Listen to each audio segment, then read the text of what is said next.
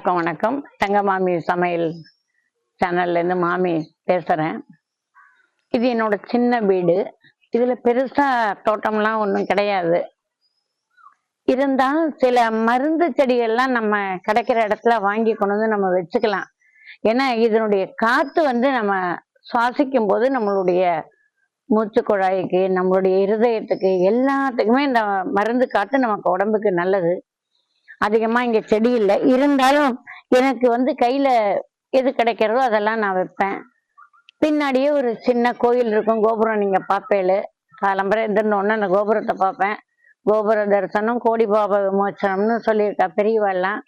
மஞ்சள் வச்சிருக்கேன், எப்பவும் வருஷம் பூரா வச்சிருப்பேன். ஒரு கஷாயம் ஏதாவது உடம்பு சரியில்லை அப்படிங்கும்போது இந்த மஞ்சள் இலையை போட்டு நான் தண்ணி கொடுத்துருவேன். இது லெமன் கிராஸ். இந்த இலை இது திருநூற்று பச்சலை, திருநீற்று பச்சலை. இது நமக்கு அற்புதமான ஒரு மருந்து. இதனுடைய வாசனை பார்த்தீங்கன்னா நீங்க எவ்வளவு நேரம் ஆனாலும் இதுல கையில தொட்டா அந்த வாசனை இருக்கும்.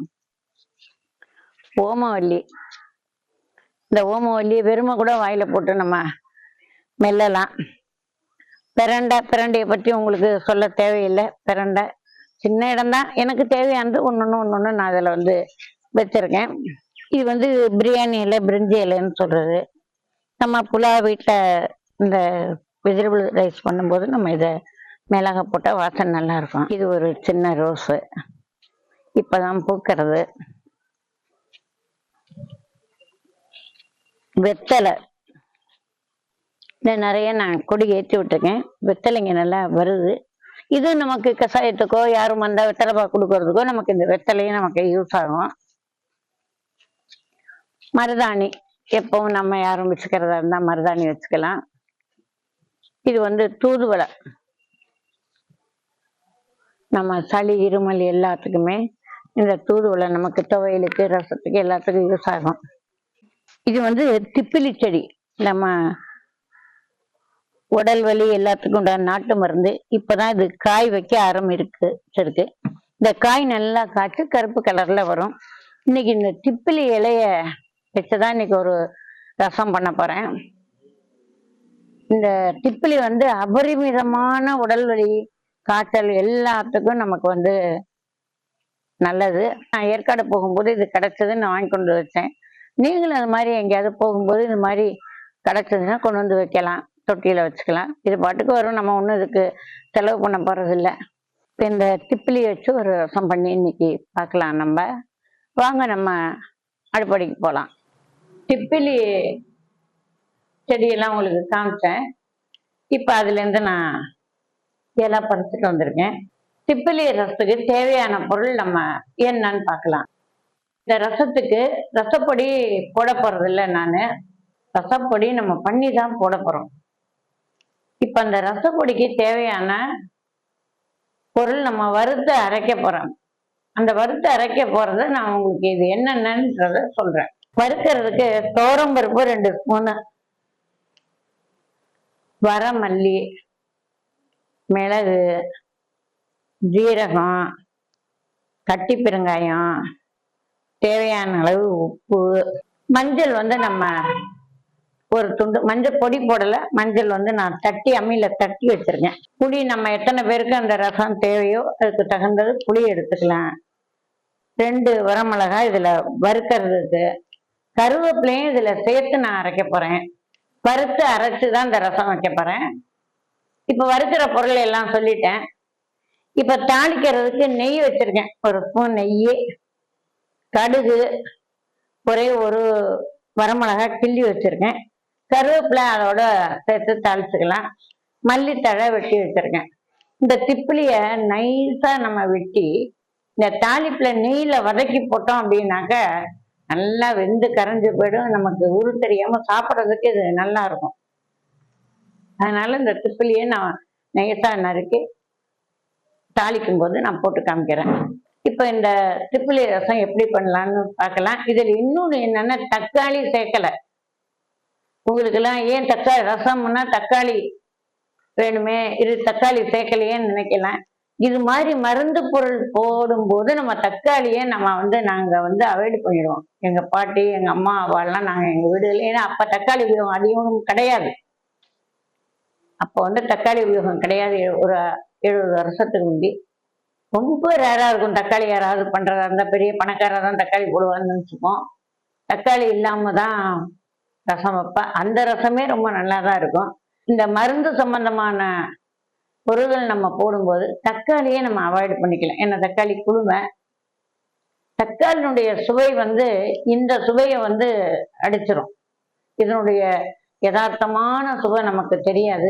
இந்த திப்புளியுடைய வாசனை நமக்கு தெரியணும். அதனால இதுக்கு தக்காளி நான் சேர்க்கல. இப்ப இந்த ரசம் எப்படி வைக்கலாம்னு பார்க்கலாம். இப்ப சின்ன இரும்பு கடை வச்சிருக்கேன். இது அவ்வளவு கனம். என்கிட்ட இருக்கிற பாத்திரங்கள் எல்லாமே ரொம்ப கனமா தான் வாங்கியிருப்பேன். அவ்வளவு கனமா இருக்கும். இது அந்த காலத்து இரும்பு சட்டி. இப்ப இந்த ரசத்துக்கு என்ன வறுக்க போறோமோ அந்த சாமான்ல இப்ப நான் ஒன்னொன்னா போடுறேன். துவரம்பருப்பு 2 ஸ்பூன், வரமல்லி 2, மிளகு கொஞ்சமா போடலாம். மிளகு ரொம்ப வேண்டாம், காரம் தாங்காது. மிளகு ஒரு 1/4 ஸ்பூன் கூட போட்டுக்கலாம். ஜீரகம் அதே மாதிரி ஒரு 1/4 ஸ்பூன், ஒரே ஒரு துண்டு கட்டி பெருங்காயம். காரம் ரொம்ப வேண்டாம், நான் ஒரு மிளகா போட்டிருக்கேன். உங்களுக்கு காரம் வேணும்னா இன்னொரு மிளகா நீங்க போட்டுக்கலாம். மஞ்சள் இப்ப தட்டி வச்சிருக்கேன். மஞ்சள் பொடி போடலை, நம்ம மஞ்சள் தான். அதையும் நான் ஒரு துண்டு போட்டுக்கிறேன். நல்லா இது வாசனை வர வரையிலும் நான் வறுக்கிறேன். வெறும் சட்டியில தான் போட்டிருக்கேன், எண்ணெயெல்லாம் ஊற்றலை. வெறும் சட்டியில இந்த மல்லி, துவரம்பருப்பு, வரமிளகாய், மிளகு, ஜீரகம், பெருங்காயம், மஞ்சத்துண்டு எல்லாம் போட்டு நான் வறுக்கிறேன். நல்லா வாசனை வரட்டும். இந்த மிளகெல்லாம் நல்லா வெடிக்கும். அப்பதான் இந்த ரசத்தோட ருசி நமக்கு மிளகு ஜீரகத்தோட நல்லா சாப்பிட்றதுக்கு தெரியும். பொடியை நீங்க செஞ்சு கூட வச்சுக்கலாம். ஒரு பாட்டிலையோ ஒரு டப்பாலையோ போட்டு வச்சுக்கலாம். தேவையானப்போ அப்போதைக்கு அப்போது நமக்கு நேரம் இல்லாம இருக்கலாம், எல்லாரும் வேலைக்கு போற எழுப்ப, அந்த மாதிரி நேரத்துல இதை நம்ம முன்னாடியே பண்ணி ஒரு பாட்டில போட்டு வச்சுட்டோம்னா அதை நீங்க போட்டுக்கலாம். இல்ல அரைக்கிறதுக்கு நேரம் இருந்தது நல்லா தண்ணி ஊற்றி அரைச்சு போடலாம். இப்போ இதெல்லாம் நல்லா வாசனை வருது. இந்த மிளகு, மல்லி, துவரம்பருப்பு எல்லாம் வறுத்தாச்சு. இதுல நான் இப்ப கருவேப்பிலை சேர்க்க போறேன்.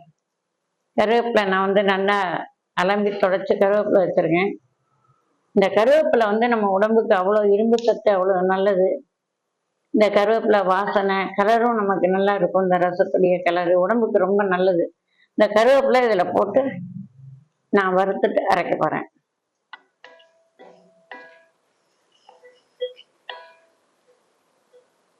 இது எல்லாம் நல்லா வறுத்தாச்சு. இப்ப இதை நான் இறக்கிடுறேன். இதை ஆற விட்டு அரைச்சுக்கலாம்.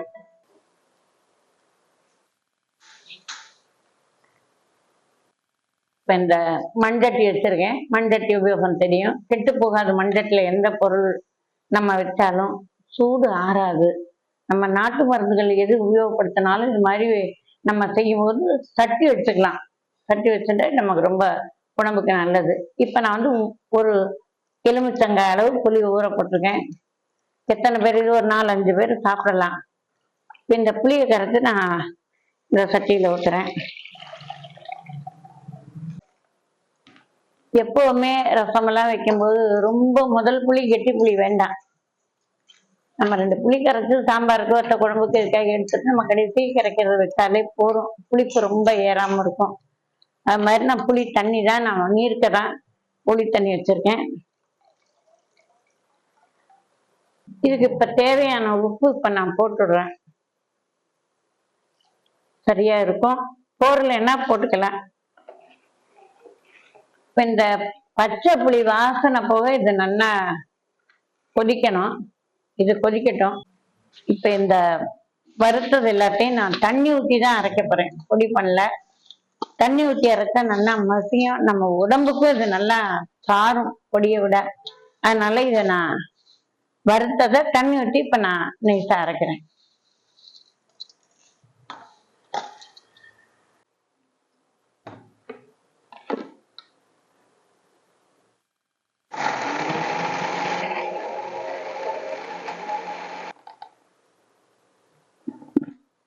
இப்ப இது நைஸா நான் அரைச்சிருக்கேன். இப்ப நைஸா நீங்க அரைச்சுக்கோங்க. ஏன்னா மல்லி எல்லாம் வாயில அமுடாம இருக்கும்.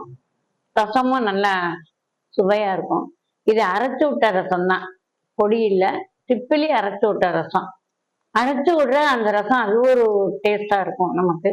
அதனால இதை அரைச்சு தான் இப்ப நான் செய்யறேன். இதை அரைச்சு வச்சிருக்கேன். இப்போ நம்ம ரசத்தை பார்க்கலாம்.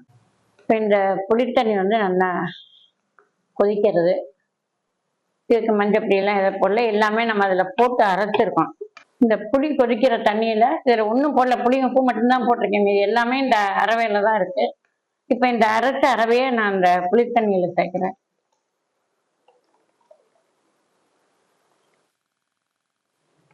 கருவேப்பிலை ரொம்ப அற்புதமான பொருள். எப்பவுமே வீட்டுல ஒரு கருவேப்பிலை மரம் இல்லாததுலயும் இருக்கும்.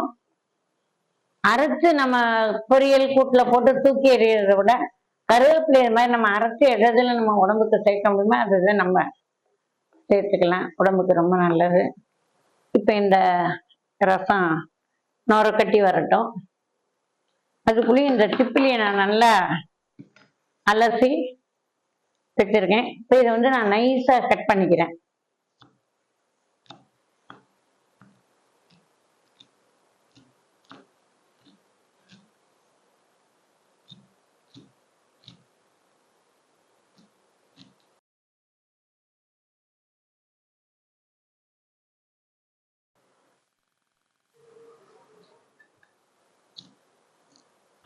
நல்லா கொதிக்கிறது.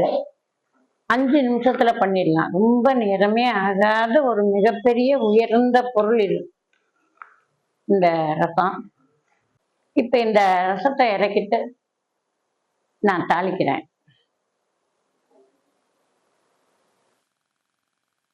இப்ப நான் தாளிக்கிறதுக்கு சட்டி வச்சிருக்கேன்.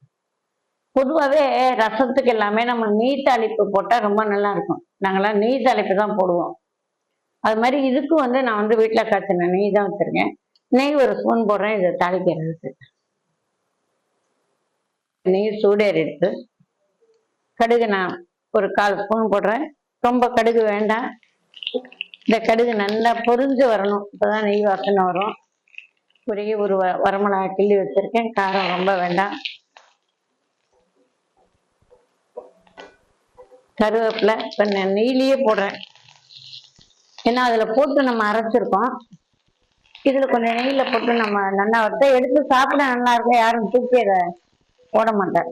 இப்ப இந்த அலம்பி வச்சிருக்கிற திப்பிலி இலைய இந்த நெய் தாளிப்புல நான் சேர்க்கிறேன்.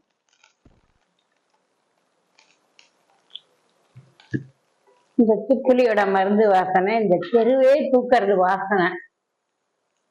இது அப்படியே நம்ம சுவாசிச்சோம் அப்படின்னா சளி, ஆஸ்மா, எல்லா விதமான நோய்க்கு இது எதிர்ப்பு சக்தி கொடுக்கும். இப்ப இந்த தாளிச்சதை இதுல போட்டுறேன்.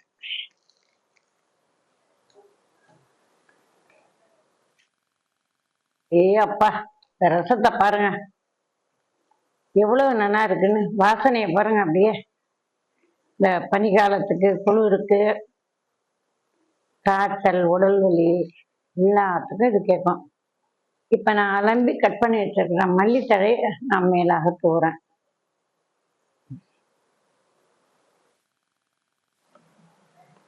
எந்த ரசமுமே இறக்கி வச்சு தாளிச்சோம் அப்படின்னா ஒரு சொட்டு நெய் ஊற்றணும். அது ஊத்துறது பழக்கம். ஊற்றினாதான் அந்த வாசனை வந்து ரொம்ப தூக்கலா இருக்கும். நான் ஒரே ஒரு சொட்டு நெய் ஊற்றிருக்கேன். இப்ப ஆரோக்கியமான இந்த திப்பிலி ரசம் ரெடி ஆயிடுச்சு. உடல் வலி, காய்ச்சல், சளி, இருமல், மூச்சு எல்லாத்துக்குமே இந்த திப்பிலி வந்து ஒரு அருமையான மருந்து. இதெல்லாம் சாமி நமக்கு கொடுத்த வரம். இதெல்லாம் நம்ம பார்த்து பார்த்து நம்ம இதெல்லாம் உபயோகிக்க கத்துக்கணும். மறந்து போனதெல்லாம் மறுபடியும் வரணும்.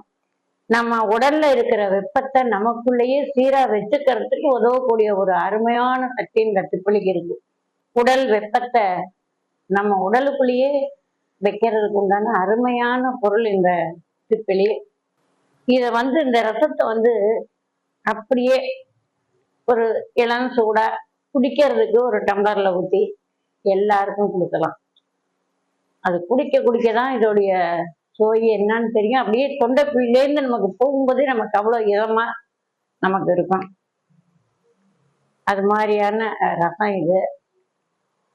நல்ல குழவான சாதம் வடிச்சு, உடம்பு சரியில்லை, காய்ச்சல், ஒரு சளி அப்படின்னா நல்ல குழைய ஒரு சாதத்தை வடிச்சு இந்த ரசத்தை ஊற்றி ஒரு துவையில வச்சு கொடுத்தோம்னா அதை போதான் அமிர்தம். அதை போல வேற ஒரு நல்ல உணவு கிடையாது. ரசம் வச்ச தாய்மார்களுக்கும் இந்த ரசத்தை வச்சு கொடுக்கலாம். இந்த பனி காலத்துல உடம்புக்கு ரொம்ப நல்லது. நீங்க இதை கிடைக்கும் போது உங்க வீட்டுல நீங்க செஞ்சு பார்த்துட்டு கமெண்ட் பாக்ஸ்ல கமெண்ட் பண்ணுங்க.